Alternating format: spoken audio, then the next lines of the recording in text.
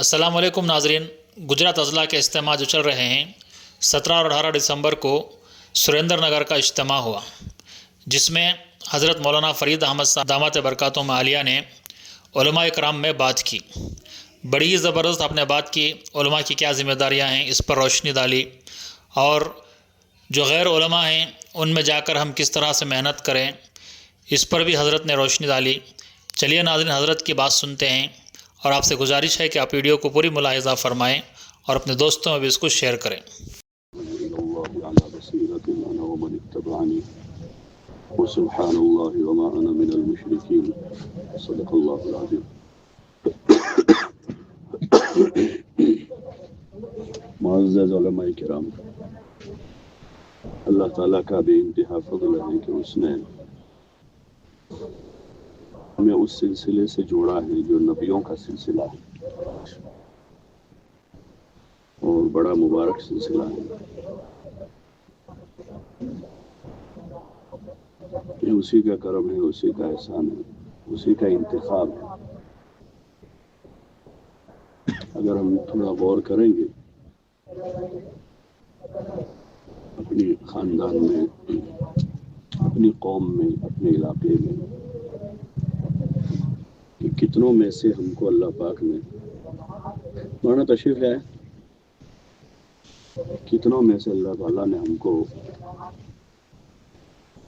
اور کن حالات سے گزار کر نکال کر یہاں تک پہنچایا ہے۔ پھر پیچھے جائیں گے، کسی کا یہ ہوگا کہ ناظرہ میں بھی نہیں چل پا رہے تھے برابر، یہ ہوگا کہ حفظ میں نہیں چل پا رہے تھے کافی مشقت کے بعد، کیونکہ اوپر سے طے تھا۔ کسی کا یہ ہوتا ہے کہ والدین نہیں چاہتے تھے، بچے کا ذوق تھا، اور کسی کا یہ تھا کہ گھر میں اور ہم سے زیادہ اس قابل لگ رہے تھے کہ یہ نکل جائیں گے، لیکن ان میں سے اللہ تعالیٰ نے کسی اور کو نکال دیا کہ پیچھے کوئی ایسے حالات نہیں تھے۔ پھر پڑھ لینے کے بعد بھی اس وقت چونکہ ہمارے یہاں بہتات ہیں الحمدللہ پڑھنے والوں کی، تو اس میں آگے کی زندگی کے لیے خدمت کا انتخاب اور سلائی نے پڑھی ہوئی تھی سامنے، دوسری اور جگہ مل رہی تھی پڑھانے کے علاوہ کی، کوئی دکان پر تجارت میں کوئی پارٹنر آ رہا تھا سامنے سے کہ آپ ہمارے ساتھ ہو جاؤ، کام کرتے ہیں سر، اور بھی شکلیں سامنے تھی۔ فراغت کے بعد دوسرے تعلیمی ادارے جو ہیں عصری تعلیم کے اعتبار سے، وہاں کے لیے بھی بہت سارے راہیں کھلی ہوئی تھی، لیکن اللہ ہی نے بر وقت رہبری کی ہے اور ایک راستے پر ہم کو لگایا ہے، تو ہم اس پر اس کے شکر گزار ہیں۔ ربینا بقسمت الجبار لنا العلم فینا، لنا العلم وللجہال معلوم۔ حضرت علی رضی اللہ عنہ کے کچھ اس طرح کے کلمات ارشاد فرمائے کہ ہم اللہ کے اس فیصلے پر راضی ہیں کہ اس نے ہمارے لیے علم لکھا ہے اور اوروں کے لیے مال لکھا ہے۔ یہ دو چیزوں کے پہلے دن سے جوڑ نہیں بیٹھا زیادہ، ان دو چیزوں کا زیادہ جوڑ ایک طرح سے سوکن کی طرح رہے، بہت کم گھروں میں جمع ہوا، یہ جیسے دو سوکنیں جمع نہیں ہوتی، بہت کم گھروں میں کامیاب ہو جاتا ہے ان کی جمع ہو گئی۔ ایسے آپ دیکھیں گے نبیوں کی تاریخ میں بھی، نوح علیہ السلام کو دیکھیں، موسیٰ علیہ السلام کو دیکھیں، اور دیگر انبیاء کو بھی، کہ قسم پرسی زیادہ رہی۔ حضور صلی اللہ علیہ وسلم کو اختیار دیا گیا تو آپ نے قسم پرسی کو پسند فرمایا، مال کے ساتھ نبوت اور فقر کے ساتھ ہے، آپ نے فقر کے راستے کو اختیار کیا۔ ایسے ہی ہمارے جو اکابر اور اسلاف گزرے ہیں ان کی تاریخ دیکھیں گے، زیادہ تر وہی ہوئے کہ جو قسم پرسی کے عالم میں پلے بڑے پڑے، تو پھر بھی اداروں میں اچھا نظام ہو گیا، سہولتیں ہو گئی، اچھی سہولتیں ہو گئی۔ 50% سے زائد طلبہ وہ ہوتے ہیں جن کو گھر سے اچھی سہولت مدرسے میں مل گئی، کچا گھر ہے یا پکا کمرہ ہوتا ہے، گھر میں کھانا پینا 19-20 یا تازہ روزانہ ملتا ہے، گھر میں کچا باتھ روم ہے یا پکا ملتا ہے۔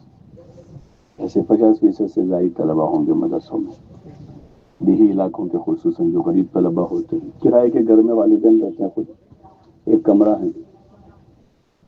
ابھی ہم ایک جگہ گئے تھے گھر میں، ایک کمرہ اور چھوٹا سا ایک پیچھے ایک پلنگ رہ جا رہا، اتنا ایک حصہ تھا وہ، اور ایسے 3 منزلیں تھے، دونوں کے 3 بھائیوں کی 3 فیملیاں اس میں رہی، اور اس میں بھی بچے 3-3 4-4 بڑے ہو گئے، 4 بچے بڑے ہو گئے اس میں۔ ایسے ہزاروں لوگ ہیں، مدرسے میں ان کو اچھی مناسب جگہ ملتی ہے ٹھہرنے کے لیے، رہنے کے لیے۔ تو اب تو بہتر انتظامات ہو گئے، لیکن عموماً جو ہم دیکھیں گے تاریخ میں کہ ایسے ہی لوگوں نے اس دین کی خدمت کی ہے۔ حضرت مولانا ابراہیم صاحب عموماً ایک بات فرماتے ہیں کہ نبیوں کا ساتھ غریبوں نے دیا، اس لیے جو اس وقت کے پڑھے لکھے کہو یا چودھری قسم کے لوگ ہوتے تھے، وہ یہ کہتے تھے کہ تمہارے ساتھ ہیں کون؟ اراذل قوم ہے، تو ہم کیسے تمہارے ساتھ آ رہے ہیں؟ آپ کو بھی مکہ والا کہ آپ ہمارے لیے کوئی وقت خاص کریں، آپ ہم سے بات کریں۔ تو آپ نے ابن ام مکتوم کو روک دیا تھوڑا سا مصلحت کی خاطر، تو فوراً اوپر سے آیتیں آ گئی، عبس وتولی ان جاءہ العام۔ تو یہی تھا، آپ صلی اللہ علیہ وسلم کا ساتھ بھی انہی لوگوں نے دیا زیادہ، آپ نے ان کو چھوڑا نہیں، چودھریوں کو، سرداروں کو، مالداروں کو، اور نہ ان سے متاثر ہوئے، نہ ان کو چھوڑا اور نہ ان کا اثر لیا کسی قسم سے کہ ان سے متاثر ہو گئے۔ اور آپ محنت کرتے رہے، تو ابتدا میں جو لوگ آئے وہ زیادہ تر جو لوگ تھے وہ غلام بلال وغیرہ تھے۔ آل یاسر ایک غریب خاندان تھا مکے کا، جنہوں نے پورے خاندان نے ایک ساتھ اسلام قبول کر کے آپ کا ساتھ دیا۔ تو یہی پوری اس کی پیچھے سے تاریخ یہی ہے کہ انبیاء علیہم السلام جو انہوں اسی طریقے سے، اس لیے کہ حقیقی آدمی کی عزت کہیں یا حقیقی اسباب کہیں، دنیا کو اللہ نے دارالاسباب بنایا، اس میں کوئی شک نہیں، لیکن کسی کام کے چلنے کے لیے ایک تو مادہ پرستوں کے اسباب ہیں کہ ان کے اسباب ان کے خدا ہیں، ان کے اسباب ان کے خدا ہیں، ان کے پاس سبب نہیں، وہ کام نہیں کر سکے۔ اور ایک جو ہے وہ دین پسندوں کے اسباب ہیں کہ وہ سبب کو بقدر ضرورت، بوقت ضرورت حکم سمجھ کر استعمال کر، بقدر ضرورت بوقت ضرورت حکم سمجھ کے استعمال کرتا ہے کہ حکم ہے اللہ کا، اس لیے استعمال کر۔ تو پھر وہ اس رخ سے اللہ کی مدد اور نصرت اور اس کی تائید کو اپنے ساتھ لیتے ہیں۔ تو پھر ان کے لیے جو لاکھوں کروڑوں اربوں روپے کے مال لگا کر سیکورٹی کا نظام کیا جاتا ہے کسی بڑے کے لیے، کسی لیڈر کے لیے، کسی بادشاہ کے لیے، ان کے لیے سیکورٹی مکڑی کا جالا بن گئی سخت وقت میں۔ بہت سخت وقت تھا وہ اس وقت آپ پر، کہ آپ کے لیے یعنی موسٹ وانٹیڈ وارنٹ ہے یہ، کہ مکہ سے آپ نکلے ہوئے تھے اس وقت کہ مکہ کا یعنی ایسا ہے کہ اس کو جہاں ملے وہاں 100 اونٹوں کا انعام رکھ دیا تھا۔ آج کل انعام رکھتے ہیں کہ بھائی موسٹ وانٹیڈ گورنمنٹ ہے، سر لانے پر اتنے کروڑ ملیں گے، تو ایسا انعام رکھ دیا تھا۔ اور وہ ابو یحییٰ حضرت صہیب رضی اللہ تعالیٰ عنہ جب جا رہے تھے ہجرت کر کے، تو ان کا پیچھا کیا مکہ والوں نے، ٹیلے پر چڑھ گئے، کچھ تیر تھے ان کے پاس، کچھ نیزہ تھا ٹوٹا ہوا، تو انہوں نے کہا دیکھو گھر جاؤ، سنو میرے پاس اتنے تیر ہیں، مقابلہ کروں گا تمہارا، اور وہ ختم ہو جائیں گے تو یہ نیزہ ہے اس سے کروں گا، اور پھر اگر وہ بھی بس میں نہ رہا تو پھر تم سے جو ہو سکے کر لینا، لیکن سنو میرے پاس مکے میں اتنا مال ہے اور باندیاں ہیں میری دو، تم اس کو لے لو، مجھے چھوڑ دو۔ تو اس پر راضی ہو گئے ہو اور پہنچے ہجرت کر کے مدینہ۔ اتنے میں تو جبریل پہنچ چکے تھے، من الناس من یشری نفسہ ابتغاء مرضات اللہ لے کر گئے تھے وہاں دربار نبوت میں۔ پہنچتے ہی آپ نے استقبال کیا ان جملوں کے ساتھ، ربح البیع یا ابا یحییٰ، کہ بڑے نفع کی تجارت کر کے آئے ہو۔ تو اس سبب کو داؤ پہ لگا دیا، اس سبب کو داؤ پہ لگا دیا، اور اس کی حیثیت بتا دی کہ مال کی حیثیت اتنی ہے اس دنیا کی ہماری نظر میں، ہماری اصل چیز ہے ہمارا ایمان، ہمارا دین، اس کی حفاظت کے خاطر ہمیں ہجرت کر کے جا رہے ہیں، اور حضور فرما رہے ہیں کہ بہترین تجارت کر کے آئے۔ اللہ تعالیٰ نے اس تجارت کی تعریف کی ہے، وَمِنَ النَّاسِ مَن يَشْرِي نَفْسَهُ ابْتِغَاءَ مَرْضَاتِ اللَّهِ۔ تو یہ ہمیشہ ایسے ہی چلا ہے، اور ایسے ہی لوگوں نے کام زیادہ کیا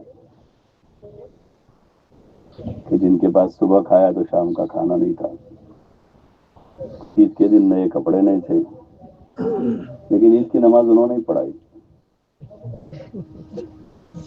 کپڑے نئے نہیں تھے، لیکن مجمع میں وہی دولہے دکھتے تھے۔ مجمع میں آپ دیکھیے ایک مالدار آدمی 10,000 کا جوڑا پہن کے آتا ہے، امام صاحب 700 والا 600 والا ہوتا ہے، لیکن دونوں میں آپ دیکھو گے تو دولہا کون دکھتا ہے؟ بولو نا، بلکہ تو سال بھر دولہا ہوتا ہے، سال بھر دولہا ہوتا ہے۔ وہ اللہ کی طرف سے ملا ہوا قلبی سکون ہے، ایک وہ اندر کا ایک قلبی سکون ہے کہ آدمی کے 2-3 جوڑی کپڑے اسی کو آدمی دھو دھا کے صاف کر کے آدمی پہن کر اور خوش ہے۔ وہ تو اللہ عالم، اللہ بہتر جانتا ہے، پہلے باطل نے یہ کوشش کی اس طرح کی، اور احساس کمتری کا شکار کیا گیا اہل علم کو کہ بھائی اتنا کرنے کے بعد بھی کیا ملتا ہے، اتنی خدمت کرنے کی، 5 وقت نماز پڑھانے کی اور مصطفیٰ کی۔ ٹھیک ہے، ایک طرف عوام میں جہالت ہے، اور جہالت میں علم کی قدر نہیں ہوتی۔ مکہ میں جاہلیت تھی تو انہوں نے امام الانبیاء کی قدر نہیں کر پائی۔ کس کی قدر نہیں؟ جب انصار مدینہ سے حضور صلی اللہ علیہ وسلم کی مینا کی اس وادی میں ملاقات ہوئی، آپ نے ان کو بات کی، ان کو دعوت دی، اور آپ کی یہ اس وقت عام آواز تھی سب کے لیے، من یؤوینی من ینصرنی حتی ابلغ رسالۃ ربی ولہ الجنہ۔ آپ نے جب مکہ میں بات کرتے کرتے دیکھا کہ یہاں اتنی زیادہ بات چل نہیں رہی ہے تو آپ طائف گئے، پھر آپ نے یہ مینا میں آنے والے قافلوں میں محنت شروع کی۔ جب یہاں ماحول سازگار نہیں ہے، ماحول بن بھی نہیں پا رہا ہے کوئی، تو اگر کوئی قبیلہ مجھے لے جاوے اپنے ساتھ، یہاں جو آتے ہیں حج میں آتے ہیں، اچھے لوگ آتے ہیں، تو کوئی مجھے اپنے ساتھ لے جائے اور وہاں جا کر کام کرنے کا موقع مل جائے، تو آپ فرماتے تھے من یؤوینی من ینصرنی حتی ابلغ رسالۃ ربی ولہ الجنہ۔ جاتے تھے آپ سب کے پاس، حضرت ابوبکر ساتھ میں ہوتے تھے آپ، حضرت ابوبکر رضی اللہ تعالیٰ عنہ انصاب عرب سے بہت واقف، تو وہ آپ کو ساتھ لے کر پہنچتے، پہلے وہ ملتے قبیلے والوں سے، جیسے بھائی یہاں کچھ ٹھہرے ہیں ادھر کچھ ٹھہرے ہیں، جیسے ایسا منظر مینا میں ہوتا ہے، اور اس وقت اور زیادہ سادہ عام تھا، کوئی زیادہ ٹینٹ وینٹ کر سکتے نہیں، تو وہ جاتے اور ان کو ذرا ان کے زبان میں تحیہ کرتے، الگ سلیکٹ کرتے، پھر پوچھتے من این انتم، کہاں سے ہو؟ یمن سے۔ کیا یمن سے آئے ہو؟ کون سا قبیلہ ہے؟ فلاں قبیلہ، ہو آپ کے قبیلے کا فلاں شاعر ہے، اس کا یہ شعر. اس زمانے میں اس کا زیادہ ہوتا نا شعر شاعری کا. جیسے ابھی ہم لوگ جاتے ہیں ملکوں میں تو بہت سارے عرب نوجوان ہوتے ہیں یا اور دوسرے، کہ کہاں سے آئے ہو؟ ہندوستان سے. امیتابھ بچن ایسا پوچھتے ہو؟ ویسا پوچھتے ہیں کیونکہ وہ فلموں کا دور ہے، یہ فلموں کا تو نوجوان نسل جو ہے وہ، تو وہ پھر ہم کہا لا حول ولا قوت الا باللہ، وہ عرب ہوتے ہیں نا تو پھر وہ تعجب کرتے ہیں کیونکہ ان کے وہاں تو اس کی کوئی تمیز نہیں ہے کہ کیا ہے، وہ تو اچھا ہی سمجھتے ہیں اس کو. پھر اس میں الگ الگ رول ہوتے ہیں. بعض مرتبہ وہ مسجد کی طرف کہیں جاتے ہوئے دیکھ لیا اس کو داڑھی واڑی ہے تو مسلمان ہی ہے. تو پھر ان سے تو ایسے وہ مانوس کرتے ہیں، تو وہ اس طرح مانوس کرتے ان کو، تو پھر تعارف کرواتے. ان کو جب قربت ہو جاتی پھر ان سے کہتے دیکھو میرے ساتھ جو ہے اللہ کے رسول ہے، آپ ان کی بات سنو، یہ بڑی نفع کی بات کہتی. متوجہ کر دیتے. جیسے سمجھا نا رہبر کا کام کیا ہے کہ بھائی وہ آنے سامنے سے دیکھو ہم اللہ کی نسبت پر اللہ کے گھر سے آئے، بات سنو انشاءاللہ بڑا فائدہ ہوگا. کہ آدمی متوجہ ہو جاتا ہے. پھر اس طرح سے حضور صلی اللہ علیہ وسلم ان کو بات کرتے تھے. اور آپ کی یہ کلمات تھے اس وقت، میں یؤوینی میں ینصرونی حتی ابلغ رسالۃ، کون مجھے ٹھکانہ دے گا، کون میری مدد کرے گا. اس سے پتہ چلتا ہے کہ آپ کتنے قسم پوش سے مکے میں، جو آپ کا خاندان ہے، آپ کا قبیلہ ہے. اور نبوت کے اظہار سے پہلے آپ کو وہ صادق الامین کہتے تھے. ایک طرح اپنی زبان میں کہا کہ آپ کے ہاتھ چومتے تھے، پیر پڑتے تھے. لیکن اس وقت آپ کی ایک قسم پرسی کہ آپ در در جا رہے ہیں، قبیلوں سے مل رہے اور کہہ رہے ہیں. اور پہلے ہی دن سے آپ کی بات صاف تھی. آپ کہہ رہے ہیں وَلَهُ الْجَنَّةُ، اس کو کیا ملے گا؟ جنت ملے گی. یہ اصل ہماری اساس ہے، ہماری محنت کی اساس ہے. ہماری بنیاد یہ ہے کہ ہمارے لیے جنت ہے.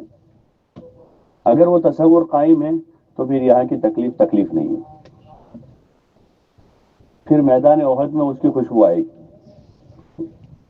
وہ صحابی کہہ رہا نا کہ احد کے پہاڑ سے مجھے جنت کی خوشبو آ گئی.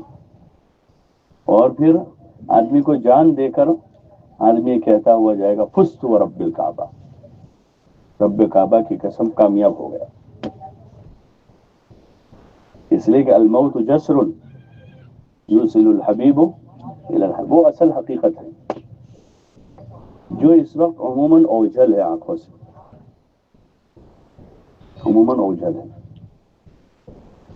کہ بھئی لوگوں کو اس بنیاد پر اٹھایا جا رہا ہو. آپ پہلے ابھی تو ابتدا ہے، کوئی آپ کا ساتھ دینے والا نہیں، کوئی ساتھ دینے والا نہیں ہوتا ہے. وَلَهُ الْجَنَّةُ. آل یاسر کے وہاں سے آپ گزرتے تھے ان کے محلے سے، تو ان کی تکلیفوں کو دیکھ کر آپ، اس لیے کہ مکے میں یہ تھا کہ ابو طالب زندہ تھے تو ان کی آنکھوں کی شرم تھی. آپ کو کوئی زیادہ تکلیف اس وقت تک نہیں دیتا تھا، لیکن جو ایمان لاتا تھا نا اس کی گد بناتے تھے. اسی لیے آپ نے حبشہ کی ہجرت کی اجازت دی ایمان والوں کو کہ آپ لوگ چلے جاؤ، اور اپنی بیٹی کو اور داماد کو ساتھ کر دیا، حید عثمان اور حید رقیہ رضی اللہ عنہما، اور آپ وہیں ٹھہرے رہے. اس لیے کہ آپ کو اس وقت تک زیادہ تکلیف نہیں دیتے تھے، آنکھوں کی شرم تھی. ابو طالب کھڑے تھے، ان کے پیچھے تھے، وہ ایمان نہیں لائے تھے، لیکن ان کو تکلیف زیادہ ہوتی. حضرت بلال کو مارتے تھے، ہٹاتے تھے سخت ریتیلی زمین پر. تو جب آپ ان کی تکلیفوں کو دیکھتے آپ بڑے رحم دل تھے، تو آپ سے رہا نہیں جاتا تھا، آنسو آ جاتے تھے، بڑے رحم دل تھے. لیکن امر دین میں آپ نے لچک نہیں دی ذرا بھی، باوجود اس کے کہ آپ رحم دل تھے. ان کو ہی نہیں کہ بھائی ٹھیک ہے تم ابھی ان کے ساتھ ہو جاؤ. ہاں کچھ لوگوں کو یہ مشورہ ضرور دیا کہ ابھی تم اظہار مت کرو، جیسے ابو ذر غفاری کو کہا تھا ابھی اظہار مت کرو، ایسے اور پھر ابھی اظہار مت کرو جب تک کہ ہمارا غلبہ ہو، اور چلے جاؤ اپنے قوم میں. ان کو واپس بھیج دیتے کہ اپنے قوم میں چلے جاؤ، رہو وہاں، ہمارا غلبہ ہو پھر آ جانا. ایسے واقعات بھی ہے بعض وقت. لیکن جو مکے میں داخل مکہ میں تھے ان کے ساتھ تو یہ ہوتا تھا کہ ان کو بڑی مصیبت آ جاتی تھی.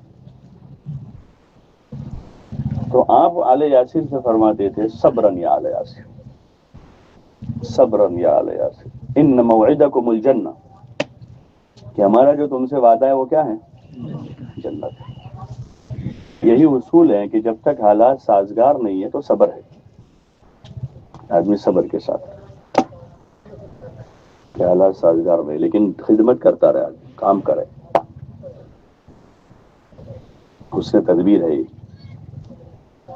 اور صبر بھی ایسے ہی نہیں، یہ مفت میں نہیں جائے گی۔ دنیا دار جو لوگ ہیں نا، بلکہ دنیا دار کے جن کے پاس ایمان نہیں ہے، وہ بھی جو ہے اپنے وطن کے واسطے، اپنی زمین کے واسطے، اپنے حق کے واسطے لڑتے ہیں، ایسا کہتے ہیں، لڑو اپنے حق کے لیے لڑو، ایسا کہتے ہیں، ایسا کہتے ہیں سیاسی لوگ بھی جماعتیں، ہمیں اپنے وطن کی حفاظت کے خاطر لڑیں گے، ہم ہمارے اصول کے خاطر لڑ رہے ہیں، ایسا کہتے ہیں، اصولوں کے لیے لڑا رہے ہیں۔ اور جو لڑتا ہے نا وہ، تو یہ جمہوری نظام کی لڑائی کیا ہوتی ہے؟ صبر، اور اظہار کرتے اس کا مختلف راستوں سے، کالا کپڑا لہراتے ہیں، بینر لگاتے ہیں کہ ہم اس پر راضی نہیں ہیں، پھر ان کو مارا جاتا ہے، اٹھا کے جیلوں میں بھر دیتے ہیں، ٹھیک ہے جیل بھرو آندولن، ہم جیل میں جائیں گے، ایسا کہتے ہیں، ہم جیل میں جائیں گے لیکن ہم اپنا حق لے کے رہیں گے، ایسا کہتے ہیں۔ یہ اصل چیز تھی دین کی خاطر، کہ ہم اپنے دین پر جمیں گے، کچھ بھی ہو جائے گا، ہم اپنے اصولوں پر جمیں گے جو دین نے بنائے، جو اسلام نے دیے ہم کو اصول، کہ توحید ہماری اصل ہے، رسالت ہماری اصل ہے، اور حضور صلی اللہ علیہ وسلم کا دین، آپ کی شریعت، یہ ہماری اصل ہے۔ اس کی حفاظت، اس کی حفاظت کے ہم وارث ہیں،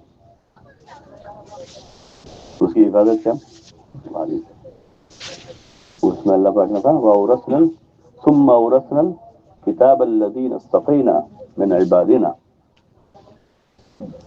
کہ یہ استفاء ہے، اللہ کا انتخاب ہے۔ کس چیز کے لیے انتخاب ہے؟ کتاب کی میراث کی حفاظت کے خاطر، کہ جو میراث ہے ہمارے پاس، یہ ہمارے پاس، اور اس کتاب کی یہ تعلیم ہے کہ توحید و رسالت ہے اور دین ہے، دین کے جو اصول ہیں وہ ایک اجمال ہے، یہ اس کی ایک تفسیر ہے، شریعت فقہ، تو اس کا ایک ایک جزیہ جو ہے محفوظ رہے، عقائد کے جزیات عقائد میں، عبادات کے جزیات عبادت میں، معاملات، معاشرت، اخلاقیات، نیچے سے اوپر تک کا جو پورا نظام ہے، اس کے خاطر جو حال ہوگا اس پر صبر کریں گے، اپنوں کی طرف سے آئیں گے اس کو بھی جھیلیں گے، پرایوں کی طرف سے آئے گا اس کو بھی جھیلیں گے۔ اور یہ جھیلنا ہمارا مفت میں نہیں ہے، اصل میں مسئلہ یہاں کھڑا ہو رہا ہے، یار کتنا برداشت کرنے کا، کتنا برداشت کرنا، مفت میں ہے تو پھر وہ ایک دن بھی بہت ہے، ایک دن بھی، اور اگر اس پر کچھ ہے تو پھر موت تک بھی کم ہے، اگر اس پر کچھ ہے تو موت تک اگر ہے تو کوئی، ہم مانگتے نہیں ہیں، ہم اس کے طالب نہیں ہیں، ہم حالت شکر میں رہنا چاہتے ہیں، اللہ سے کہیں گے کہ اللہ حالات کو سازگار کر دے، اور جو ہے اس پر شکر گزار ہیں، لیکن اگر ہیں یہ، اور یہ حال اگر ہم کو خدمت سے ہٹاتا ہے تو یہ نہیں ہو سکتا، یہ آنے والا حال اگر ہم کو خدمت سے ہٹا رہا ہے تو نہیں ہو سکتا۔ اس لیے یہی آدمی کے حق پر ہونے کی علامت ہے کہ حق کا کام کرتے کرتے اس پر حال آتا ہے، یہی اس کے حق پر ہونے کی ایک نشانیوں میں سے ایک نشانی ہے، تو اس کی مخالفت ہوتی ہے۔ ہاں بس شرط یہ ہے کہ آدمی اپنا محاسبہ کر لے کہ شریعت کے اصول اور دائرے میں ہوں، بس ختم بات۔ اب کسی کے پاس صفائی کرنے کے لیے جانے کی ضرورت نہیں، اللہ ہمارا وکیل ہے۔ کون وکیل ہے؟ اور وہ بہترین کارساز ہے، نعم المولا ونعم النصیر، اور بڑا مددگار بھی ہے،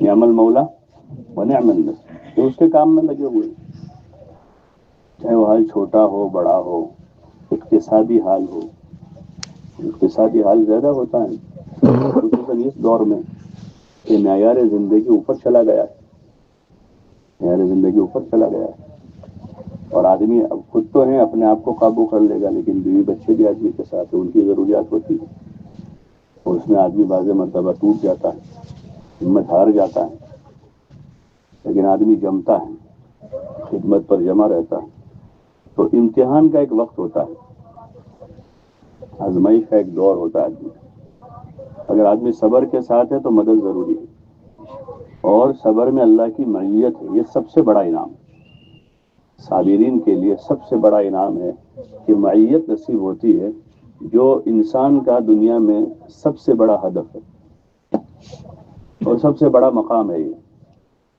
آدمی کا علم تھوڑا ہے لیکن معیت ہے، زندگی کم ملی لیکن اللہ کی معیت نصیب ہو گئی، یا اور جو بھی چیز کم ملی اس کو، کوئی بھی چیز چاہے وہ دینی شرف کی چیز ہو وہ بھی کم ملی، لیکن اگر یہ مل گیا تو بعض مطلب ہے کہ بھائی دینی شرف ہے کسی چیز میں، یا خدمت کا کوئی اعلیٰ معیار ہوتا ہے وہاں، تو بھائی آدمی کو حدیث کی کتاب پڑھانے ملی وہاں، اور یہاں آدمی کو نورانی قاعدہ پڑھانے کو ملا، لیکن اگر اس کے ساتھ معیت نصیب ہو گئی ہے تو یہ شرف بڑا ہے، اس لیے کہ اس سے بھی مطلوب وہی، اس سے بھی مطلوب کیا ہے کہ وہ بھی نہیں، اور اگر یہاں اس کے حالات بن گئے، ایسے لوگوں کے پاس آدمی روزانہ والیوں سے واسطہ پڑتا ہے، روزانہ ایسے والیوں سے واسطہ پڑتا ہے کہ جو پورا نام بھی نہیں لیتے، بات کرنے کا سلیقہ نہیں ان کو، تمیز نہیں ہے، ادب نہیں ہے ان میں، اور وہاں آدمی بیٹھتا ہے تو وہاں ایسے طلباء سے واسطہ پڑتا ہے جو پروانے ہوتے ہیں، ہوتا ہے نا، حدیث پڑھانے والا استاد ہوتا ہے مدرسے میں، تو طلباء پروانوں کی طرح استاد آنے سے پہلے گھر پہنچ جاتے، دو چار لڑکے حضرت جوتیاں سیدھی کر دیتے، کوئی موزے پہنا دیتا ہے، کوئی جوتی پہنا دیتا ہے، کوئی کتاب اٹھا لیتا ہے، ہوتا ہے ان کا بس چلے تو ان کو بھی اٹھا لیتے، ایک محبت ہے، وہ اتنی زیادہ محبت ہے وہاں، اور یہاں جو ہے جن طلباء کو پڑھانا ہے ان کو بلانے جانا پڑتا ہے نہیں، پورے آئے نہیں، حاضری لی تو آدھے غائب، تو اندر سے ذرا ہوتا ہے کتنی محنت ہم کرتے، آتے نہیں، والیوں کو کہلواتے ہیں تو کوئی الٹا سیدھا جواب ملتا ہے، بس ان کو پڑھنا نہیں ہے، ان کو پڑھانا نہیں ہے، ہم کو پڑھانا ہے، ہوتا ہے نا، بچوں کو پڑھنا نہیں ہے، والیوں کو پڑھانا نہیں ہے، ان کے سامنے اور چیزیں ہیں، لیکن ہم ایک فکر لے کر، ایک غم لے کر کوڑے جا رہے ہیں یہاں کہ بھائی یہ بچے پڑھ لیں، کچھ اس بستی میں کچھ قرآن پڑھنے والے ہو جائے، کچھ قرآن کے حافظ پیدا ہو جائے، سمجھا رہا ہے، ایک بچے کو سمجھایا، 5 رکوع یاد کیے، پھر بھاگ گیا، اس کو لائے سمجھا بجھا کے 2 رکوع یاد کرتا پھر بھاگتا ہے، تو اس میں قسم پرسی ہوتی ہے، پھر جب آدمی اس حالت میں متوجہ ہو جاتا اللہ کی طرف تو بہت جلد قرب مل جاتا، بہت جلدی اللہ سے قریب ہو جاتا۔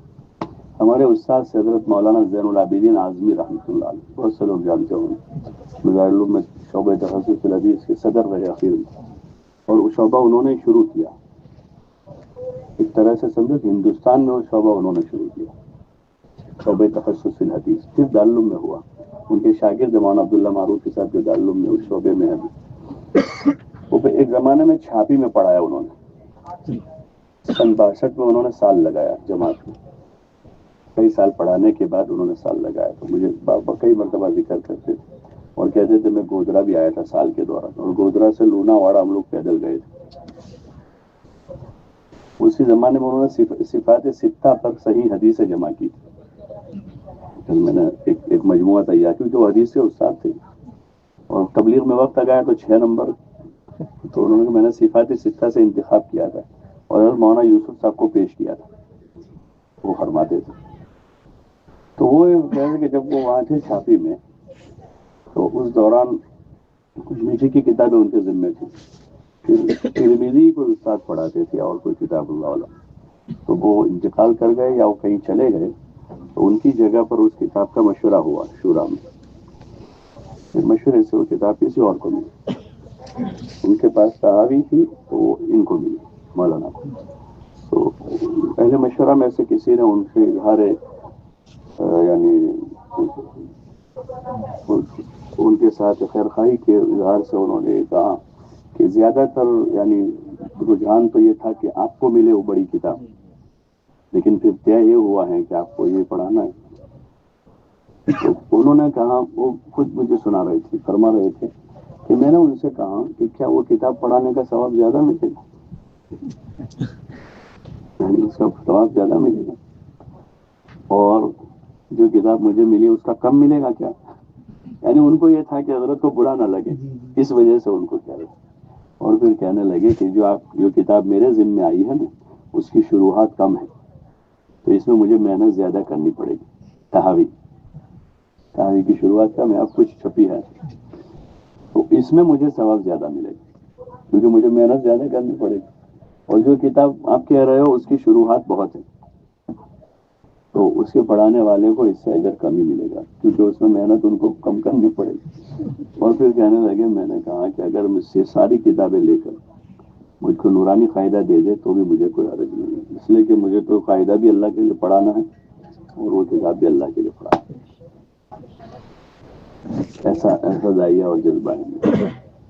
یہ چیز اصل ہے ہماری کہ اللہ کا قرب مل جائے، چاہے مکتب میں بیٹھے بیٹھے مل جائے.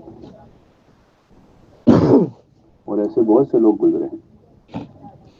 مولانا عبد الغنی صاحب تھے، گجرات کے ذمہ داروں میں سے، احمد آباد سے، زندگی بھر مکتب پڑھایا انہوں نے، بڑے ذمہ داروں میں سے تھے. اور پیچھے ہم جائیں گے اور ہمارے اسلاف میں پیچھے تو بہت سے ایسے تھے کہ جو میاں جی تھے صرف پڑھاتے تھے.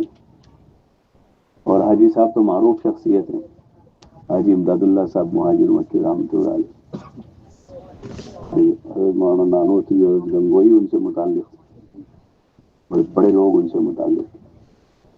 تو پورا درس نظامی پڑھے ہوئے نہیں کیا حاجی صاحب، اس لیے معروف بھی حاجی صاحب سے تھے، حاجی امداد اللہ مہاجر مکی رحمۃ اللہ. اور ان کے جو استاد تھے، ان کے جو شیخ تھے، وہ میاں جی تھے، میاں جی نور محمد صاحب گنجانی. تو اصل چیز وہ ہے کہ یہ جو خدمتیں ہیں یہ ہمارا بڑا شرف ہے، بہت بڑا شرف. ہم اللہ کے لوگ ہیں. کس کے ہیں؟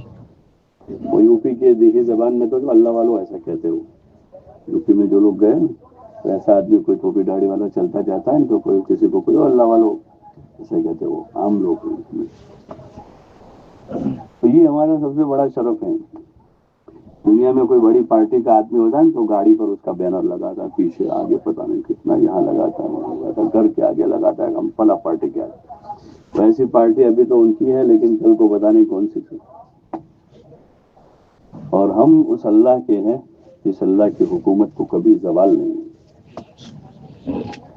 اس اللہ کا علم پڑھنے پڑھانے کا موقع ملا ہے تو یہ تو کسی قیمت پر بھی اگر ملا ہے تو بہت بہت ہی بڑا سودا ہے. الا ان سلعۃ اللہ الغالیہ، یہ سستا سودا نہیں، بہت مہنگا ہے. اس کی قیمت کوئی ادا نہیں کر سکتا.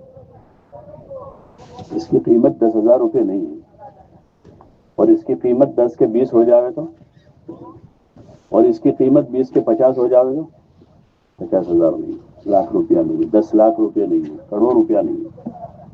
تو ہم اس کا تقابل کبھی کسی انگریزی کے آفیسر سے، پروفیسر سے، ٹیچر سے نہیں کر سکتے. بہت سے لوگ تقابل کر دیں کہ بھئی یہ ٹیچر کو گورنمنٹ 50,000 دیتی ہے اور مولوی صاحب کو 60,000، آفیسر کو لاکھ روپیہ ملتا ہو گیا اور مولوی کو وہی. مولوی کا معاملہ کچھ الگ ہے کیونکہ یہ اللہ والے، کیونکہ والے اللہ کے خزانوں کا جو نظام ہے وہ ان کے ساتھ ہے. اس کے خزانے ہیں، اللہ کے خزانے ہیں، وہ اصل ہے. ان خزانوں سے استفادے کا راستہ جس نے دیکھ لیا ہے وہ دنیا سے مستغنی ہے. اس لیے ہمارے بزرگوں میں دیکھیں کہ جو جتنا اللہ سے قریب ہوتا گیا، جتنا تعلق بڑھتا گیا، پھر دھیرے دھیرے دھیرے دھیرے وہ ان چیزوں سے مستغنی ہو گئے. وہی راستہ ہم نے انتخاب کیا ہے اور اللہ نے اس راستے پر چڑھایا ہے، تو اس لیے اس پر شکر گزار ہے. ہمیں کوئی شکایت نہیں بلکہ خوش ہے کہ ہمارے ذریعے سے اللہ کے علم کی، دین کی خدمت ہو رہی ہے.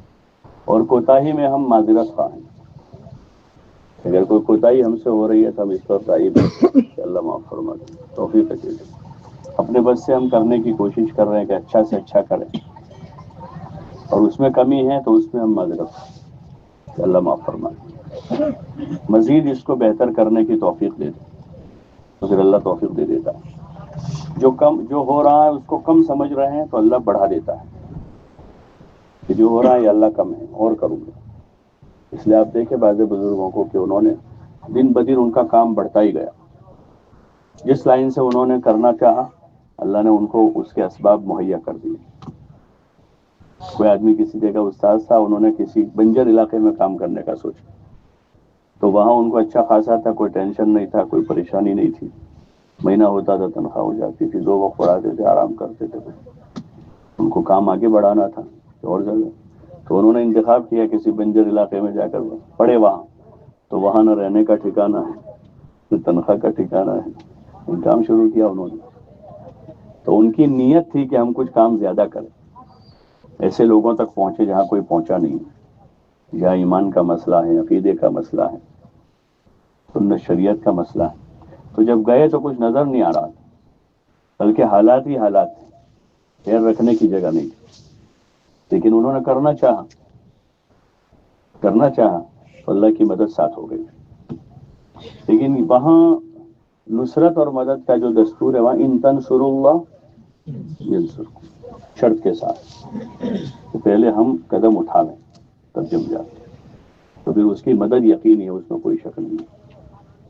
انا لننصر رسلنا والذین آمنوا فی الحیات الدنیا, کہ جیسے نبیوں کی ہم نے مدد کی ہے کہ ہم ضرور بھی ضرور مدد کریں نبیوں کی, اور ایسے ہی ایمان والوں کی, رسولوں کی اور ایمان والوں کی, اس دنیا کی زندگی میں بھی, یوم یقوم الاشہاد, قیامت کے دن بھی. تو وہ اصل چیز ہے اللہ کی مدد, جس کو ہم نے پڑھا ہے قرآن شریف میں بار بار بار بار. مدد,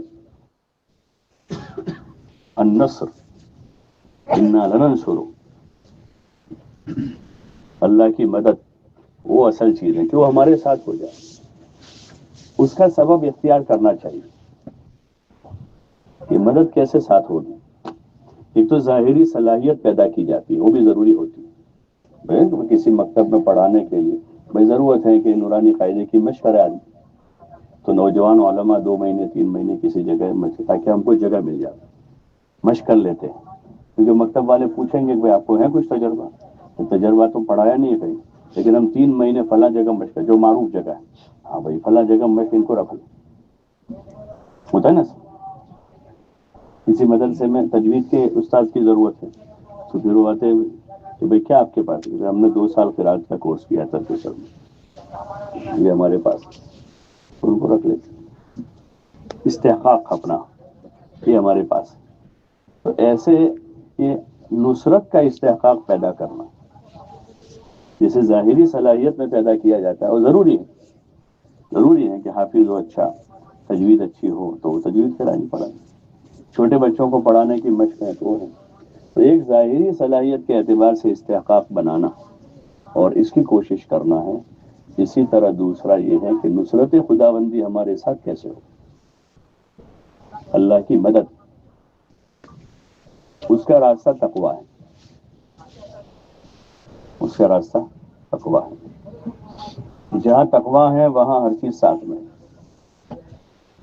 مدد, نصرت, برکت, عزت, روزی, سب اس کے ساتھ, یہاں تک کہ دخول جنت اور معیت. ان اللہ مع الذین اتقوا اور اعدت للمتقین, جنت, معیت اور جنت وہاں تک تقوی والوں کے لیے. اور روزی, من یتق اللہ یجعل له مخرجا ویرزقه من حیث لا یحتسب, رزق تقوی کے ساتھ. اور یہ سب سے آسان راستہ ہے, آدمی اپنی چاہتوں پر قابو کر لے اور تقوی کا راستہ اختیار کر لے. شیطان فیصلہ نہیں کرنے دیتا, فیصلہ کئی بار بات دل میں آتی ہے لیکن وہ فیصلہ نہیں کرنے دیتا. یہ کہتا ہے کیا یہ تو بڑے لوگوں کا کام ہے, اپنے تو اتنے بھی رشتے دار اپنے بھی,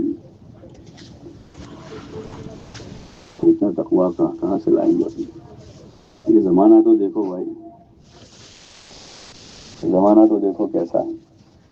لیکن ایسے وقت میں اگر آدمی تھوڑی محنت کر لے اور اپنے اوپر قابو کر لے چاہتوں پر، اپنی چاہتوں پر قابو کر کے اگر آدمی اس راستے پر پڑ گیا ہے تو ساری دنیا کے سارے خزانے اس کے قدموں میں ہیں، سارے خزانوں کی چابیاں اس کے پاس ہیں۔ یہ اتنا آسان راستہ ہے کہ آدمی تقوی کا راستہ اختیار کرے، مجمع میں بھی تنہائی میں، تو پھر مدد اللہ کی ساتھ میں ہے، پھر اب ہر کام میں برکت ہوگی اور اس میں ترقی ہوگی،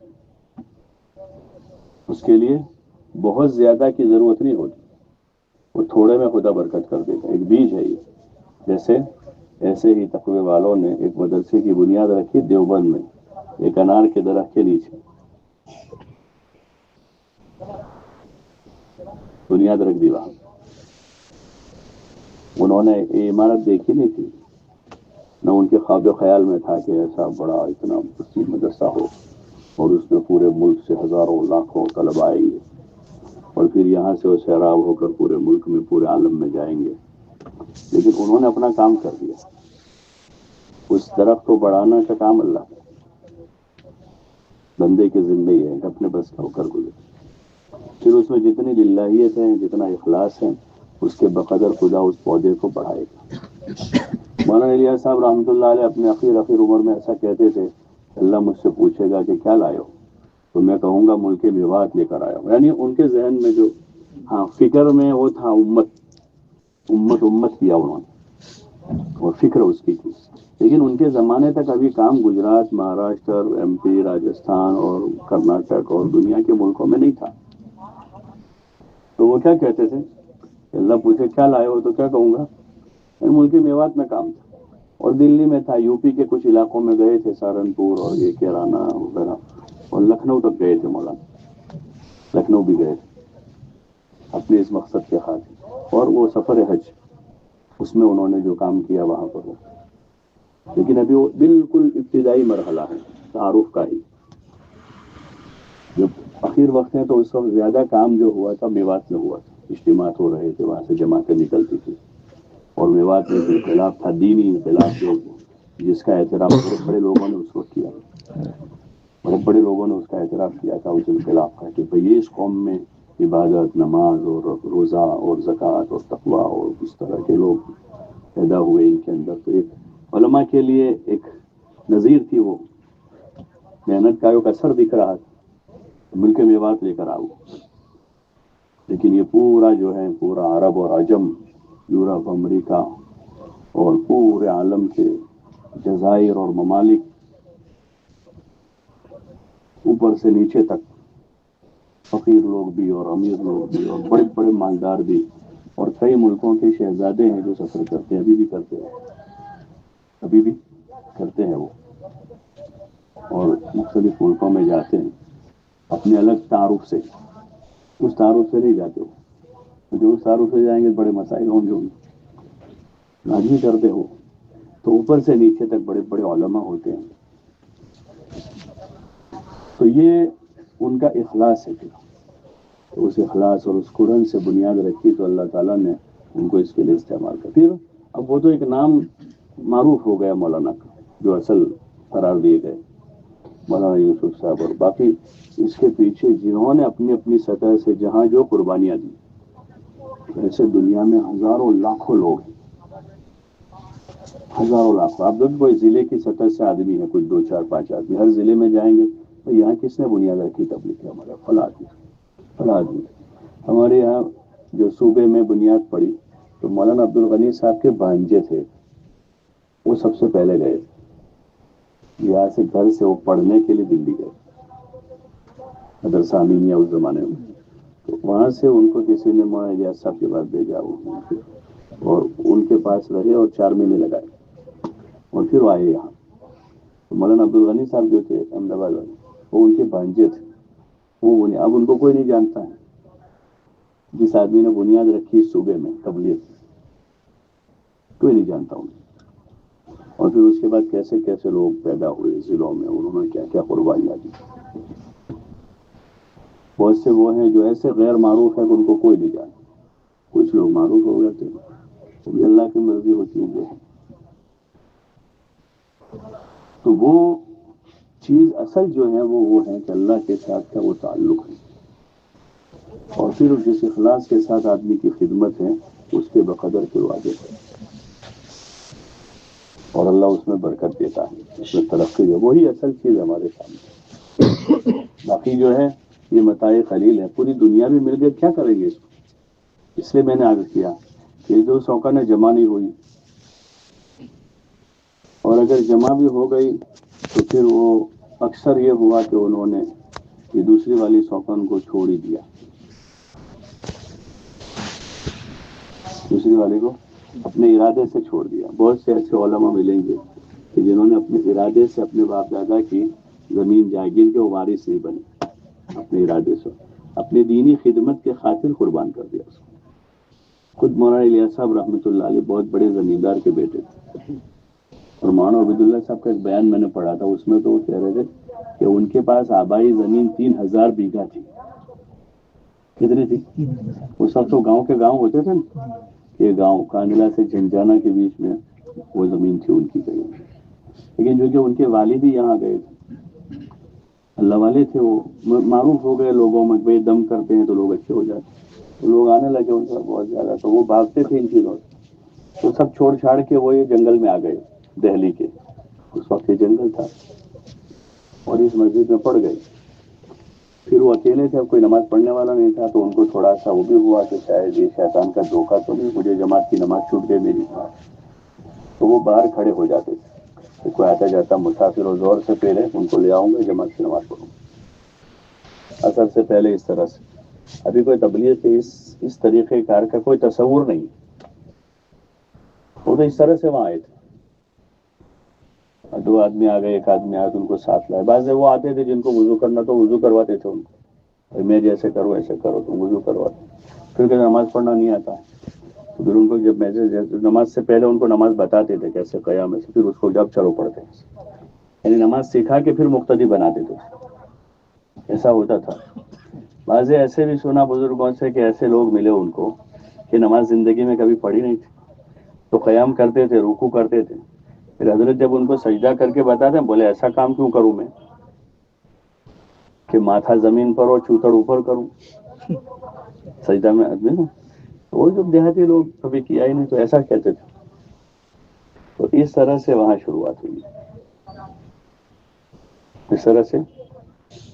تو جو اصل بات ہے کہ ان کی تقریباً اتنی زمین تھی، وہ یہاں گئے، اب کوئی اور تو تھا نا اس زمانے میں، بہت زیادہ لوگ اہتمام تو کرتے نہیں تھے حفاظت کا، یہی ہوتا تھا، محفوظ ہوتا تھا، اور پھر اسی میں قبضے بھی ہوتے تھے، تو بہت سے لوگوں نے اس میں کسی نے بونا شروع کر دیا، اس میں کچھ گھر تھے، کسی نے رہنا شروع کر دیا یہاں وہاں اس طرح سے۔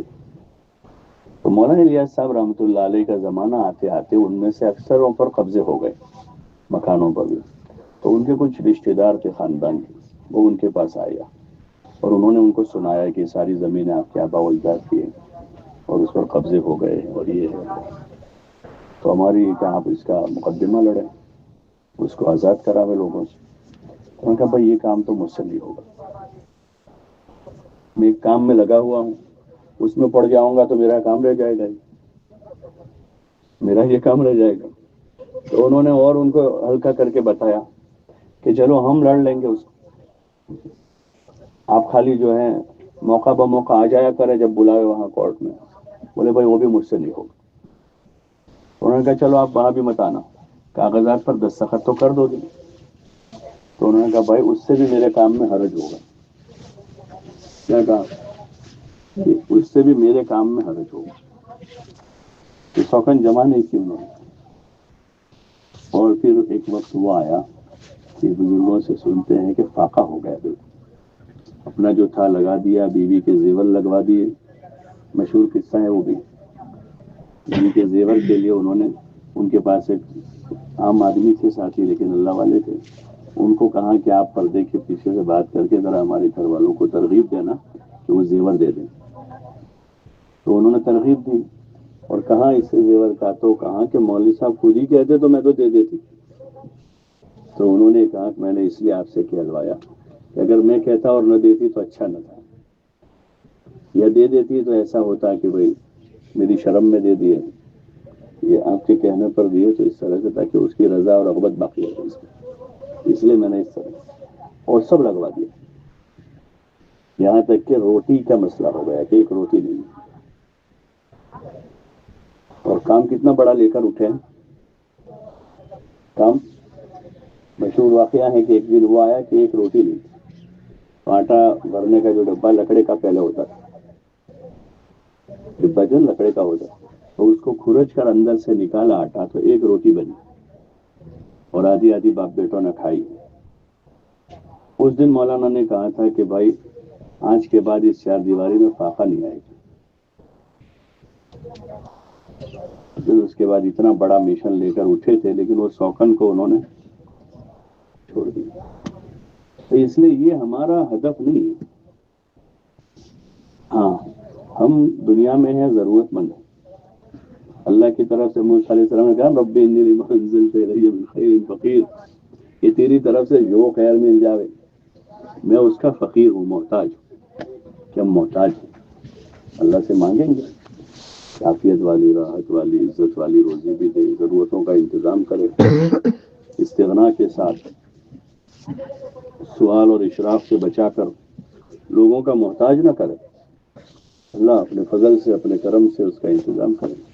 حاجی صاحب رحمۃ اللہ علیہ تھے، وہ کہتے تھے ارے بھائی اللہ میاں سے کہو کہ سارے واسطے بیچ سے ہٹا دے،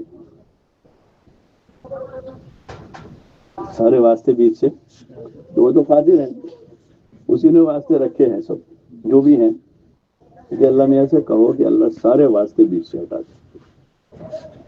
وہ قادر ہے اس طرح سے، صحابہ کو کیسے روزی دی۔ لیکن اصل ہے کہ جب آدمی اپنے ہدف پر، مقصد پر قائم ہوتا ہے تو پھر اللہ بھی دیکھتا ہے کہ سچا بنتا ہے۔ عظمت ہے وہ صحابہ کی، کیسے کیسے آزمائش، اور پھر کہا کہ یہ سچے ہیں، اولئک ھم الصادقون، کہ یہ سچے ہیں۔ اور ہمیں کہا کہ سچوں کے ساتھ ہو جاؤ۔ کس کے ساتھ ہو جاؤ؟ سچوں کے ساتھ ہو جاؤ۔ تو پھر سچوں کے ساتھ جو مدد ہوئی وہ ہمارے ساتھ ہوتی، اسی فہرست میں آ جائیں گی۔ ان سے جو کام لیے گئے ہیں ایسے ہم سے بھی لے جائیں گے۔ یہ ایک آدمی یکسو ہے اپنے کام میں، ادھر ادھر زیادہ آدمی، اور خصوصاً اس وقت بہت سارے خوبصورت مضامین آتے ہیں، بہت سارے راستے، یہاں بھائی یہ بھی کرنا چاہیے، وہ بھی کرنا چاہیے، وہ بھی کرنا چاہیے، وہ بھی کرنا چاہیے، ہوتا نہیں ہوتا۔ ہم سوچے کہ 1.5-2% مدرسے میں آنے والے ہیں، باقی 98% سب کراؤ نا بھائی، جو کروانا ہے وہ ان کو ڈاکٹر بنا دو، انجینئر بناؤ، وکیل بناؤ، مجسٹریٹ بناؤ، اور ان کو آپ پولیٹیشین بناؤ، جو بنانے دو کو، ان کو رہنے دو بھائی، ان کو حافظ بننے دو، مولوی بننے دو، اچھا مفتی بننے دو، دین کی سمجھ ان کو پیدا کرنے دو۔ باقی 98% ہے نہیں ہے، اور جو ان خدمتوں کے لیے فارغ ہو چکے ہیں وہ ان کی فیصد نکالیں گے اگر، تو وہ تو پوری قوم میں سے اگر نکالے 1% بھی نہیں ہوں گے۔ مدرسین کتنے ہوں گے جو پڑھا رہے مکتب میں، مدرسے میں، یا دینی خدمتوں کے جو کتنے فیصد ہیں؟ اس لیے حضرت شیخ رحمۃ اللہ علیہ اور جو یہ حضرات تھے اس وقت، وہ تو بڑی ناگواری محسوس کرتے تھے اگر کوئی آدمی فراغت کے بعد کسی اور مشغلے میں مشغول ہو جاتا پڑھنے پڑھانے کے علاوہ۔ اس وقت چونکہ تھوڑی سی بہتات ہے، یعنی پہلے کے مقابلے میں اب ماشاءاللہ فارغ ہونے والے ہیں، اور یہ ذمہ داریاں پوری ہو رہی ہیں، تو ٹھیک ہے، کوئی حرج بھی نہیں، آدمی اپنی ذمہ داری پوری کرتا ہو اگر کوئی ذریعہ معاش اختیار کرے، لیکن طریقہ وہ اختیار کریں جو طریقہ ہمارا نہیں ہے۔ اس سوچ کے ساتھ آدمی، متاثر ذہن کے ساتھ، احساس کمتری کے ساتھ آدمی یہ بولتا ہوا کہ یہاں کچھ ملنے والا نہیں ہے، یہاں تو ہماری دنیا بنے گی نہیں، اس لیے میں نے بچوں کو نہیں پڑھایا، یہاں کچھ ہونے والا ہے، میں زندگی بھر سے برداشت کروں، اب ہم تو میاں بیوی نے کر لیا، اب آج کی نسل نہیں کرے گی۔ اگر کوئی علم پڑھا ہوا ایسا کہے تو یہ احساس کمتری ہے، یہ کیا ہے؟ اور ایک قسم سے شدید ناقدری ہے اس علم کی۔ جیسے میں نے کہا نا کہ دنیا حاصل کرنے والے تو کہ لڑ لیں گے، جیل بھر دیں گے، نسل قربان کر دیں گے، ہمارے خون کا قطرہ قطرہ بہا دیں گے، لیکن اپنا حق لے کے رہیں گے۔ ان کا حق کیا ہے؟ وہ زمین چاہتے ہیں، ان کا حق کیا ہے؟ وہ ریزرویشن چاہتے ہیں، ان کا حق کیا؟ وہ نوکری چاہتے ہیں۔ اس کے لیے تو وہ اتنی بڑی تیاری کر کے آ رہے ہیں اور اتنا بلند نعرہ لگا رہے ہیں۔ اور ہمارا ہدف کیا ہے کہ ہم اللہ کی زمین پر اللہ کے دین کا احیاء چاہتے ہیں۔ اللہ کی زمین پر بسنے والے ایک ایک فرد کو ایمان مل جائے چاہتے ہیں، پوری انسانیت کی ہمدردی چاہتے ہیں، پوری انسانیت کی خیرخواہی چاہتے ہیں، انسانیت کی ہدایت چاہتے ہیں، زندگی گزارنے کا صحیح طریقہ دنیا میں زندہ وہ چاہتے ہیں۔ تو ہمارا مقصد بہت بڑا ہے۔ اس کے لیے ہمیں پوری قوت سے بولنا چاہیے کہ اس کے لیے ہماری نسل قربان ہے، اس لیے ہماری نسل قربان ہے۔ ہم کو تو اگر تھوڑی بہت سہولت ہو گئی اس عمر کو، اگر ہمارے بچوں کو اتنی بھی سہولت نہ ملے، ہم ان کا ذہن بنائیں گے کہ اگر آئندہ حالات ایسے پیش آتے ہیں کہ اس سے زیادہ مشکل میں کام کرنا پڑے گا، تو ہماری اولاد آگے ہوگی دین کی خدمت کے لیے، دین کا کام کرنے کے لیے وہ آگے ہوں گے۔ اور اگر اس راستے میں ان کی جان جاتی ہے تو صحیح راستے پر گئی، اگر اس راستے میں جاتی ہے تو ان کی جان صحیح راستے پر جاتی ہے، کیونکہ ہم نے جو راستہ چنا ہے وہ راستہ وہی ہے جو نبیوں کا ہے، اللہ کے کلمے کی اشاعت ہے، دین کے تعلم ہے، لوگوں کے ساتھ کسی غرض کے بغیر ہمدردی اور خیرخواہی ہے۔ ما اسألکم علیہ من اجر ان اجریہ الا علی اللہ۔ تو اور کوئی تاثر پھر بڑھے گا نہیں۔ ہاں، باقی ضرورتیں زندگی ہیں، سب جوتے جیسے پہنتے ہیں ضرورت ایسے اس کو پہن لیں گے، کمپیوٹر کو بھی جوتے کی طرح پہن لیں گے۔ سر پر نہیں بٹھے، سر پر تو قرآن ہوگا، سر پر کیا ہوگا؟ قرآن ہوگا۔ ٹوپی کی جگہ کیا ہے؟ ٹوپی کی جگہ سر ہے، ٹوپی کی، اور جوتے کی جگہ، جوتے کو کبھی ٹوپی سر پہ نہیں رکھ، اور پگڑی کبھی پیر میں نہیں ہوتی۔ ایسے دین، ہمارا جو دین ہے اس کی جگہ سر، ہمارے سر پر دین ہوگا۔ باقی جو ضروریات زندگی ہے، جیسے جوتا پہن لیتے پہن لیں گے۔ فقول حضرت مولانا عمر صاحب رحمۃ اللہ علیہ کہ بھائی ہم دنیا لیں گے پیر پڑی، کیسی لیں گے؟ سر چڑھی نہیں لیں گے، کہ ہم اس کے دیوانے بن کر اس کے پاس نہیں جائیں گے، آئے گی تو پیر پڑی لیں گے، حلال آ رہی ہے تو لے لیں گے، پیر پڑی ہوگی، اس کی جگہ وہی ہے۔ باقی جو ہماری خدمتیں ہیں، جو مشغولیاں ہیں قرآن کی، حدیث کی، قرآن کا علم پڑھنے کی، پڑھانے کی، اور لوگوں کے پاس در در جا کر، گھر گھر جا کر ایمان اور اعمال کی حقیقت کو سمجھانے کی، وہ ہماری ذمہ داری سر پر ہے۔ وہ ہمارا بھی انتخاب ہے، بصیرت کے ساتھ ہے۔ ھذہ سبیلی ادعو الی اللہ علی بصیرۃ انا ومن اتبعنی، ای آمن من، میری بھی یہ ذمہ داری ہے، اور جو مجھ پر ایمان لائے گا اس کی بھی یہی ذمہ داری ہے کہ پوری بصیرت کے ساتھ، ایسا سے کمتری کے ساتھ نہیں، مجبوری میں نہیں کہ ہمارے پاس اور کوئی کام نہیں اس لیے کر رہے ہیں، اور مل جائے پھر اس کو چھوڑ دیں گے، نہیں ہے۔ اگر یہاں کے اگر 5,000 ہے، 10,000 ہے، اس پر لاکھ روپیہ قربان ہے، اس پر لاکھ نہیں لاکھوں قربان ہے۔ اگر یہ خدمت کرتے کرتے ہم سے پوری دنیا چھین لی جائے، اس کے لیے تیار ہے۔ انہی بنیادوں پر ہمارے بزرگوں نے اس کو اٹھایا تھا۔ آپ واقعات پڑھیں، حضرت شیخ الہند رحمۃ اللہ علیہ کے، حضرت نانوتوی کے، حضرت گنگوہی کے، اگر یہ چاہتے تو یہ اپنے زمانے کے امام فن تھے۔ حضرت مدنی رحمۃ اللہ علیہ، وہ بڑے آدمی تھے، اللہ نے بڑی صلاحیتوں سے نوازا، سیاسی صلاحیت بھی بڑی زبردست۔ وہ چاہتے سیاست کے میدان میں جاتے تو بہت بڑے لیڈر ہوتے، اور پارلیمنٹ میں عیش کرتے زندگی پر، وہ موقع تھا ان کے پاس اس وقت، لیکن جب کام ختم ہوا تو فوراً اپنی جگہ آ کر بیٹھ گئے۔ اور دوسرا دینی شرف ان کے پاس یہ تھا کہ وہ تو مقیم تھے مدینے کے، ان کے والد وہاں تھے، بار بار بلاتے تھے ان کو، تو کہتے ہیں استاد کو چھوڑ کر میں نہیں آؤں گا۔ جب ان کا انتقال ہو گیا پھر کہنے لگے بھائی یہاں حالات جو ہیں، اور ہم نے ان حالات میں جو کام شروع کر رکھا ہے اس کو چھوڑ کر میں نہیں آ سکتا۔ جب وہ بھی کام پورا ہو گیا اور انہوں نے کہا تو اب یہ کہا کہ میں یہاں کے قسم پرس مسلمانوں کو چھوڑ کر وہاں نہیں آ سکتا. کہاں نہیں جا سکتا؟ کہاں نہیں جا سکتا؟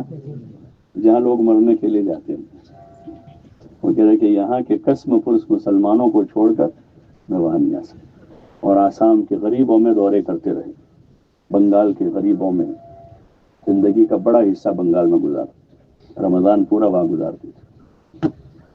اور کوئی جمعہ ان کا دیوبند میں نہیں ہوتا تھا. ایسا بزرگ کہ جمعرات کی چھٹی ہوئی چلے, پوری جمعرات کا دن یعنی چھٹی کے بعد پھر رات سفر میں, جمعہ کی صبح کہیں اترے اور اپنا نظام کیا, جو کوئی پروگرام یہ سب نمٹائے, شام کو سفر کیا, سنیچر کی صبح سیدھے درسگاہ میں, سیدھے بستر لے کے پھرتے. جیسے ڈبلیو والے کو بستر ہوتا ہے ایسے ان کا سنا کہ بستر ساتھ میں رکھتے. ریلوے اسٹیشن پر پہنچتے, آدھا گھنٹہ ٹرین کو باقی, بستر بچھا کے سو جاتے تھے. آدھا گھنٹہ باقی ہے, اسٹیشن پر سو جاتے. کہتے ان کی نیند خوابوں میں تھی, یعنی ان کو بھائی 1 منٹ ٹرین کو باقی اپنے آپ اٹھ جاتے تھے اور لپیٹ کر پھر تیار.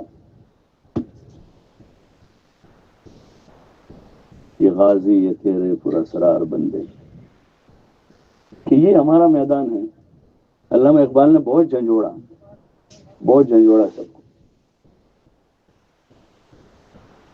تو یہ اصل ہمارے سامنے اگر یہ ہے تو پھر بادشاہ ہیں. وہ بادشاہ تھے, یہ لوگ بادشاہ تھے سب. مولانا بلیاوی نے مولانا عبید اللہ سندھی کا قصہ پڑھا میں نے. ایک مرتبہ دیوبند کے ریلوے اسٹیشن پر آئے اور ادھر ادھر چکر لگا رہے تھے, ٹرین ابھی آنے میں وقت تھا. تو وہاں کے کسی استادوں کے 2 بیٹے تھے, وہ بھی وہاں بیٹھے تھے اسٹیشن پر. تو انہوں نے سلام کیا تو پہلے تو ذرا یعنی اسی انداز میں ان کو جواب دے کر نکل گئے, ٹھہرے نہیں وہاں. پھر باہر گئے واپس, پھر اندر آئے اور ان بچوں کے پاس آئے. ان سے پوچھا کہاں جاتے ہو؟ تو انہوں نے کہا کہ ہم لوگ لاہور جا رہے ہیں. ان سے پوچھا تمہارے پاس ٹکٹ ہے؟ بولے ہاں لے لی. تو ان کا ایک ٹکٹ کے اور پیسے ہیں؟ ان بچوں سے کہا, بولے ہیں. جاؤ ایک ٹکٹ میرا لے کر آؤ. تو ان کا ٹکٹ لے کر آئے اور پھر وہ ان کے ساتھ ٹرین میں سوار ہو گئے.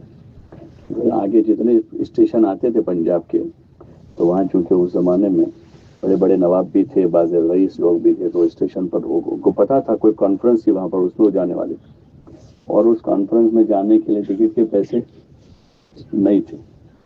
تو وہ چکر اس لیے لگا رہے تھے کہ کوئی ایسا جان پہچان والا کوئی آدمی جس سے قرض لے, لیکن کوئی ملا نہیں. پھر باہر گئے, کوئی ملا نہیں, اور ٹرین کا وقت قریب ہو گیا. تو ان بچوں سے کہا کہ بھائی میرا ٹکٹ لے لو, اور سفر شروع کیا. بولے آگے کوئی پنجاب کے کسی اسٹیشن پر کوئی بڑا رئیس جو ان کا جاننے والا تھا, وہ ان کو ملنے کے لیے آیا. 2 روپے کا ٹکٹ تھا شاید اس وقت. تو وہ ملنے کے لیے آیا, تو ملاقات کی, خیر خیریت پوچھے, سلام کرتے ہوئے وہ اترتے ہوئے حضرت کو ہدیہ دے کر گیا. ایک کور دیا اس نے. بولے وہ کور ہاتھ میں ہی رکھا, 2 انگلیوں کے درمیان میں دبائے رکھا ہاتھ میں. اور وہاں اسٹیشن آ گیا اگلا جہاں اترنا تھا. تو وہاں ایک بہت بڑا ہجوم تھا استقبال والوں کا. تو ایسا کوئی بڑا آدمی ہوتا ہے تو استقبال والے سب اس کو گھیر لیتے ہیں. اب یہ 2 بچے غائب ہو گئے, تو سب آ گئے. وہ جو رفیق سفر رہے تھے وہ تو غائب ہو. تو جب تھوڑے آگے چلے تو ان کو یاد آیا کہ بھائی وہ کہاں گئے وہ لڑکے. تو کہاں کہ ادھر ہے, بلائے ان کو ادھر آؤ. بولے وہ کور ابھی ہاتھ میں تھا, جیب میں بھی نہیں رکھا تھا, وہ ان کو دے دیا. چلو, تو انہوں نے کہا نہیں حضرت. بولے لے لو. تو وہ لے لیا. بولے اس کو کھولا تو اس میں 200 روپے تھے. کتنے روپے تھے؟ بولے اس کو نہ کھول کے دیکھا نہ جیب میں رکھا. ایسا فقیر آدمی ہے. یہ اصل شان ہے, یہ اصل شان ہے دین کی خدمت گزار. اور یہ ہمارے اسلاف ہیں, یہ کوئی پرانے زمانے کے نبیوں کا قصہ نہیں ہے, اور یہ پہلی صدی کے صحابہ کا قصہ نہیں ہے, ہمارے زمانے کے لوگوں کا. اصل یہ بنیادیں ہیں ہماری. تو پھر ذہن یہاں وہاں کہیں نہیں جائے گا. اور جیسے میں نے عرض کیا کہ جیسے وہ پارٹی کے لوگ, سیاسی خاندانوں کے لوگ اپنی چند ٹکوں کے خاطر آواز لگاتے کہ ہم لڑ لیں گے, خون کے آخری قطرے تک اپنا حق لیں گے, اس سے کہیں گنا زیادہ قوت سے بولیں گے کہ ہمارا یہ مشغلہ ہے, ہمارا بھی, ہماری اولادوں کا بھی یہ مشغلہ ہے کہ ہم اپنے بس سے, اپنے اختیار سے اس کی کوشش کریں. ہاں جو خاندان پہلے سے ان میں لگے ہوئے ہیں ان پر یہ محنت کریں گے کہ ان میں لگ کر دیندار بن جائیں. جو سیاست میں ہے وہ وہاں رہے دیندار بن، ہمیں نہیں چاہیے. وہ وہاں دیندار بن کے رہیں تاکہ اچھی سیاست کریں. اور جو دفتروں میں ہے وہاں دیندار بن جائے تاکہ ایمانداری سے کام کرے. جو تجارت میں ہے وہ دیندار بن جائے تاکہ صحیح تجارت کرے، تاکہ اپنے لیے اپنی نسل کے لیے ہمارا انتخاب. اور اس کے لیے خون کا آخری قطرہ ہے، اس پر جمتے ہوئے فکر پیدا کرتے ہوئے اس کو بڑھانے کی کوشش. ایک مکتب کی ذمہ داری ہے، امامت کی ذمہ داری، اس کے ساتھ عوام سے ربط ہے، بچے سے ربط ہے. ہمارا محلے کے بچوں کو بھی جانتے ہیں، بڑوں کو بھی جانتے ہیں، بوڑھوں کو بھی جانتے ہیں. ان کی مالی اور دنیاوی حیثیت کے حساب سے ہم نہیں جانتے ہوں. مسلمان ہونے کے ناطے ہم ان کو جانتے ہیں اور ہم ان کے پاس جائیں گے.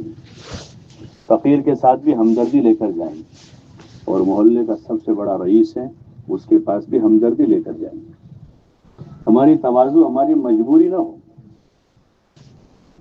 اس سے صاحب ہے اس لیے متولی صاحب ہے اس لیے تواضع ہے، اور کوئی متولی نہیں ہے تو ہم تواضع نہیں کریں گے. یہ تو ہمارا دین ہے تواضع، اور یہ تو ہماری صفت ہے. تواضع ہماری صفت ہے، اللہ کے نیک بندوں کی صفت ہے. یمشون علی الارض ہونا، کہ وہ زمین پر عاجزی سے چلتے ہیں. مجبوری نہیں ہماری، اندر خودداری. ہم کسی کی چائے کے محتاج نہیں ہیں، ہم چائے پلائیں گے. نہیں ہے تو قرضہ کر کے پلائیں گے. مہمان نوازی میں حضور نے قرضہ کیا ہے، ہمارے بزرگوں کا معمول رہا ہے. مہمان آ گئے، کچھ نہیں تھا، قرض کر کے ان کو کھلایا. تو ہم چائے پلائیں گے. ہمیں کسی کی دنیا سے کوئی مطلب نہیں، اس لیے کہ وہ ہمارا مقصد نہیں ہے.